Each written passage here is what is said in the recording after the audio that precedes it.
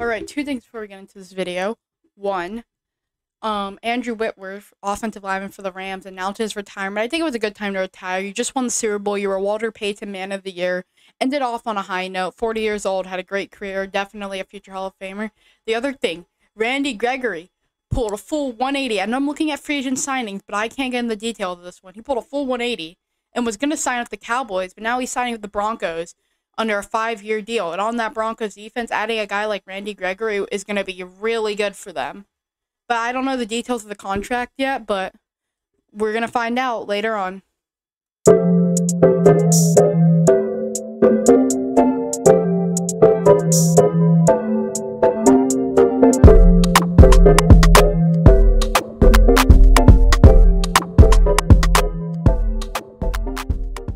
Alright, so hi.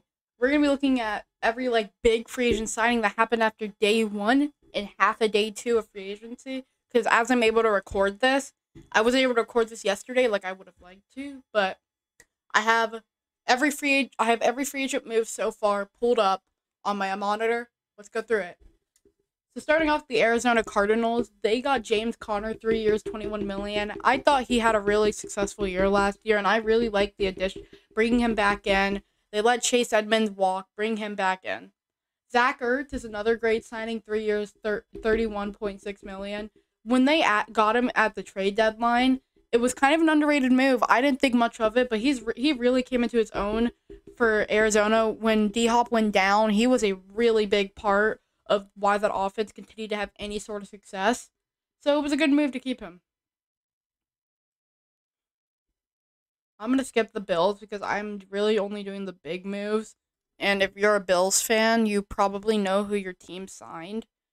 So yeah, if I don't get everything, you know why. Alright, Panthers. They signed Rams offensive guard Austin Corbett to a 3-year, $29.25 million deal. I'm not big on O-linemen. I don't know much about them. I'm not the type of guy to ask about O-linemen. But I knew he played really solid for the Rams, and I think this is a really good addition for the Panthers. Up next is Zane Gonzalez. 2 years, $4.5 million. Don't need to pay kickers that much. Yep. And next is Cowboys safety Xavier Woods. He was signed to a 3-year, $15 million deal with the Panthers. I think another good addition. Not really, actually. Panthers, I think secondary was probably the best part of their team. I don't think they should have invested on it. They should have maybe went for another lineman, maybe another receiver to go onside of DJ Moore. I don't know. Alright, up next, the Chicago Bears. They've only made one move this offseason, which was signing defensive tackle Larry Ogunjobi. I don't know how to pronounce his name, but I do know who he is. He was a pretty good defensive tackle for the Bengals. A little bit of an overpaid, 3 years, $40.5 million, but not a huge addition. Now, here's what I think is a steal. The Bengals signed offensive guard Alex Kappa from the Buccaneers, 4 years, $40 million. We know. They needed offensive linemen. They got it. Now, they weren't done there, and they went for the offensive lineman. Next thing, they signed Ted Crossa, Patriots center, 3 years, $18 million. Great additions right there, not even paying that much. Then they brought back in BJ Hill. Love the move. BJ Hill was really good, really a big part of that Super Bowl run. I didn't think their defense was going to be that good, but BJ Hill came into his own. He was one of those big players. Up next, we have the Cleveland Browns. They got Amari Cooper by trade, 5th and 6th round pick is all they had to give up. Honestly, people want to hate on Dallas for that trade, but they were going to cut him anyway, so if they could get any value off of him, that was worth it. They also cut Jarvis Landry. It doesn't say that, but they did. And I want him to come to Miami, because please come home. He's one of my favorite players of all. He is my favorite player of all time. I have 2 of his jerseys. I really like Jarvis Landry. Next is they also they traded for Chase Winovich. I don't know the trade details, okay? I'm not going to get into that. Next up is the Dallas Cowboys. It does say here on ESPN, CBS, on their website, that Randy Gregory signed with a 5-year, $70 million. But as I said in the intro, he did not. He's going to Denver. I don't know what it is, but if he goes to Dallas, I don't really know where he's going. I can't really tell right now. Alright, but anyway, continuing on. Michael Gallup signed to a 5-year, $62.5 million contract. It's hard to say, but that's a lot of money for your third string receiver last season. I really do think that was a lot. I think if they were going to do anything, Cedric Wilson probably would have been the better keep because he was worth a lot less and put up very similar production. Honestly, Cedric Wilson more than Gallup. No, there's no bias there, but I don't know. They paid a lot for him. And also Malik Hooker, they kind of got a steal from Malik Hooker. Only 2 years, $8 million. That's kind of a steal. Malik Hooker is not that bad of a safety. That's like that is backup quarterback money. No, not even. He's getting paid less than a backup quarterback. That's a really good deal. I really like that. Broncos, we already know they're trying to build a Super Bowl roster. They should have Randy Gregory. We don't know what that's about. They also get Ben Braden. Doesn't have the contract details here. And they also got DJ Jones from the 49ers. Really good addition to just bolster up that D line even more because they're getting Randy Gregory. At least we think they are. But yes, 3 years, $30 million for BJ Jones. Up next is the Lions, a team that I'm kind of disappointed with. They had the cap space to do something. Their only major move was getting DJ Chark for a 1-year, $10 million deal. Not bad. Solid option. They also re-signed Josh Reynolds to a 2-year, $6 million year. So yeah, just kind of bolster up. So with the Packers, Davante Adams said he doesn't want to play under the franchise tag. So we're going to have to see if the Packers give Davante Adams a long-term contract. As of when I'm recording this video, 12:49 p.m. Eastern Standard Time, he is still on the franchise tag and has not been put in an extension. I'm going to look at my phone right now because I feel like I'm going to... Okay. No, he has not been put into an extension. Up next was DeAndre Campbell. He was really good this year, a really big part to where the Packers succeeded, why they're one of the better teams in the league. And everyone wants to make fun of them for getting booted in the first round, but they had a really good season. And a 5-year, $50 million contract is definitely deserved. The Texans, most of these guys I really don't know, I'm sorry, but I do know Christian Kirksey. He got re-signed to a 2-year, $10 million contract. And I'm really thinking why I don't know most of these guys, because they're either Texans players or former Jaguars players. Up next is the Colts. They've only made one move, and that was re-signing Mo Alley-Cox. He was a decent tight end. 3 years, $18 million isn't bad for his caliber of a tight end. He was pretty decent. Now, this is a fun one. The Jacksonville Jaguars. They splashed in free agency, but they splashed a little too much. We're going to start with Christian Kirk, the really, really big signing that everyone's talking about. Christian Kirk, 4 years, $72 million. Put that in perspective, he is the third highest paid receiver in the league. Christian Kirk is the third highest paid receiver in the league. We're talking the second or third string receiver for the Cardinals. Now, I get it. The Jags, no one wants to wait for the Jags unless they're given the bag. But 4 years, $72 million. Let's look this up right now. What is Christian Kirk's stats?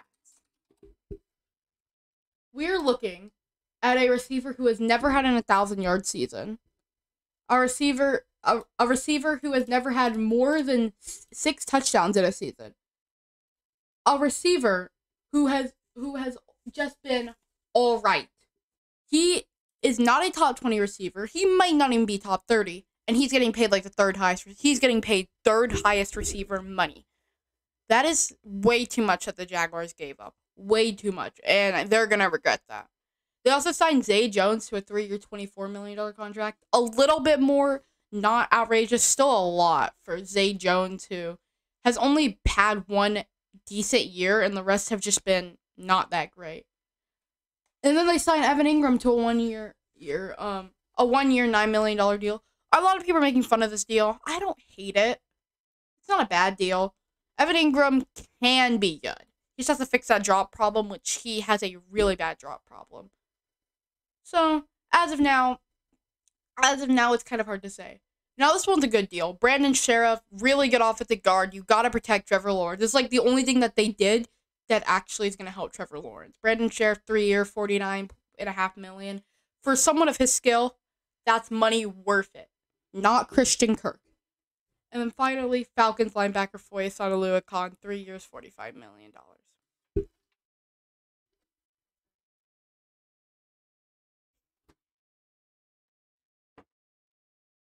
All right, continuing. We got the Kansas City Chiefs. Besides franchise tagging Orlando Brown, which I've already talked about, they did sign Justin Reed to a 3-year, $31.5 million deal. Justin Reed's a nice, young, talented safety. Glad to see him out of Houston and into somewhere actually good. Second time a Houston safety has left for the Chiefs. And now him and Tyrann Mathieu are gonna both be on the same team. Right? Tyrann Mathieu played for the he played for the yeah, he was on that team, right? Hold on. I think he was on the Texans, or I'm thinking someone else. He did. He played a year. Yeah. I'm gonna say, yeah, they get to be on the same team. As of now, Tyrann Mathieu has not been signed though, and it's looking more and more likely he could be leaving. Up next, we got the Chargers, and I don't think I have to explain. This team's going all in, and I like where they are. They don't have to pay their quarterback big money. He's on the rookie contract, and he's an elite quarterback. You know, you do this free agency, you go all in. You sign Sebastian Joseph Day, 3 years, $24 million. A really great run defender. Your run defense was the worst in the league. Improve it. Also Khalil Mack, one of the best edge rushers in the league. They got him in a trade for a second and a fifth. Really good. And then you got J.C. Jackson, who signed to a 5-year, $82.5 million deal. Really good signing. J.C. Jackson, one of the best corners in the league. And yeah, he is really good. And him and Derwin James get to play together again, just like they did in college. All right, Rams fans. Joe Noteboom. I've never heard of him, but he's getting paid 3 years, $40 million. I'm going to assume he's good. And I know who Brian Allen is. 3 years, $24 million. All right, time to get to my team. All right, so what we did is we signed Teddy Bridgewater to be the backup. 1 year, $6.5 million. I liked the signing. We need a backup quarterback. Jacoby Brissett was not it. Then you had Chase Edmonds, 2 years, $2.6 million. I don't really know how I feel about this. I still want Cordell Patterson, but Chase Edmonds. Cedric Wilson, 3 years, $22.8 million. I think that end of the season when he had to step in for Gallup, I think really showed what he can do, and I hope that he can continue doing that type of production on our team.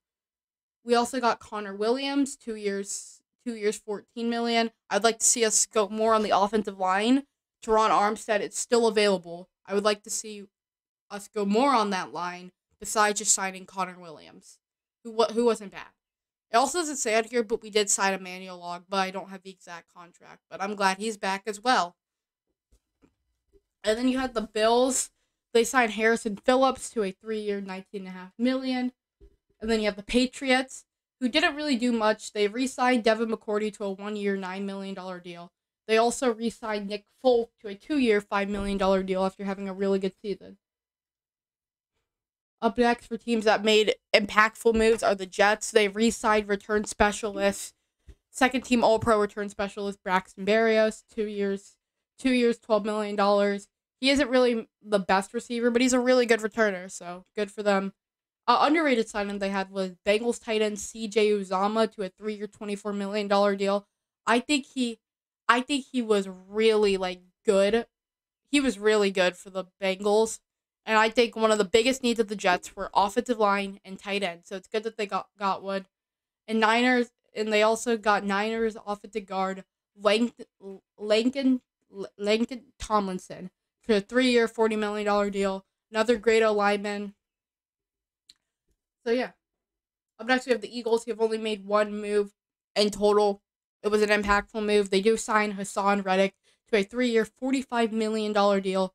Really, really, really good edge rusher. I don't know why the Panthers let him walk. Yeah, so now he's in the what's it called? What do you call that division? The NFC East. With the Cowboys line slowly collapsing, and the Cowboys themselves, we've seen it. They are collapsing. They are losing players left and right. Up next is Pittsburgh Steelers. They signed Mitch Trubisky to a 2-year, $14 million deal for him to be the starter on the team. Now, this one is an interesting move. It's not my least favorite move, but it's not my favorite move. I think Mitch Trubisky can be serviceable. I think he's an upgrade from Big Ben. Okay? But there's definitely some things that he needs to work on. And I just don't think he's going to be that guy. I still think they should draft a quarterback. If who they want falls to them, they should draft him and have some competition. Maybe Mitch Trubisky could start this year, but they have to have a plan to move on from Mitch Trubisky. They also signed Bears offensive guard James Daniel to a 3-year, $26.5 million. And Vikings center Mason Cole to a 3-year deal. Doesn't save them money. The San Francisco 49ers bolster up the secondary. I still think they should go after Stephon Gilmore, but they do get Travarius Ward, corner for the Chiefs, for a 3-year, $40.5 million contract. I honestly think it was an overpay. I don't think he was that great. He did get burnt by Gabe Davis multiple times. I think it was a bit of an overpay. I do think they should go for Stephon Gilmore. I think Stephon Gilmore is going to be kind of cheap for a guy of his talent. Okay. I'm talking a lot. I just need to catch my breath. Okay. Seahawks, we know they're going in full tank mode, but they did re-sign Will Dissly to a 3-year, $24.5 million. They did get Sidney Jones. They did sign Sidney Jones to a 1-year, $3.6 million contract. And then they re-signed Quandre Diggs, who's been a really solid safety, to a 3-year, $40 million contract. Quandre Diggs is one of the best ball hawk safeties in the league. Tampa Bay Buccaneers, Tom Brady unretired, so we'll just add that to the list of free agency. Ryan Jetson signs a 3-year, $39 million contract right as the night Tom Brady comes out of retirement. And Carlton Davis, bit of an overpay, but 3 years, $45 million contract. Are we almost done? I think we are. Okay, we're almost done. Okay, only 2 more teams. We got the Tennessee Titans. Well, it's actually only 1 more team. We got Tennessee Titans, who their only, big move was signing Harold Landry, re-signing him to a 5-year, $87.5 million contract. I'm glad that he's able to get the money that he deserved. He was a really good edge rusher. All right. If you guys like, subscribe, hit the notification bell. I'll see you in the next one. Peace.